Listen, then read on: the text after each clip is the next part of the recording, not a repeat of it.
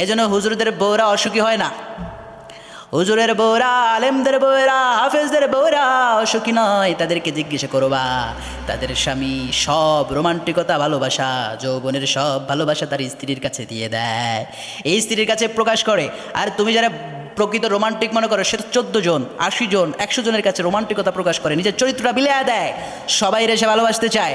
কিন্তু হুজুরেরা নিজের বউরে বেশি ভালোবাসে, বউরে আদর করে, যত্ন করে।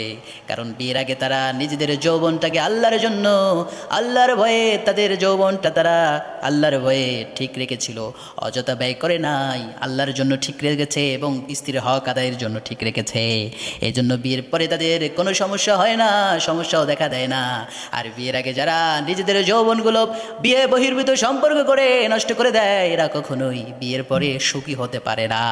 এই জন্য বিয়ের পরে তাদের লাগে কলিকাতা হারওয়াল, বিয়ের পরে তাদের ওষুধের ওষুধ ছাড়া তাদের কাজ হয় না। এজন্য বলতে চাই যুবকেরা, তোমরা যদি তোমাদের যৌবন ঠিক রাখতে চাও, বিয়ে বহির্ভূত কোনো সম্পর্ক করে এই আল্লাহ তাআলার দেয়া এই যৌবনটা নষ্ট করা যাবে না। আল্লাহর জন্য যৌবনটা ঠিক রাখো, আল্লাহরে ভয় করো।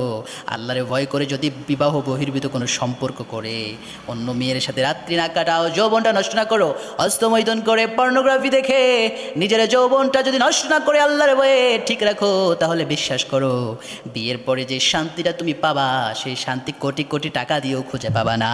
কিন্তু বিয়ের আগে যদি সব শেষ কইরা দাও, বিয়ের আগে পর্নোগ্রাফি দেখে সব শেষ, বিয়ের আগে ভিডিও কল দিয়ে সব শেষ, বিয়ের আগে উল্টাপাল্টা ভিডিও দেখে নিজের যৌবনটা যদি শেষ করে ফেলো, আল্লাহর কসম করে বলি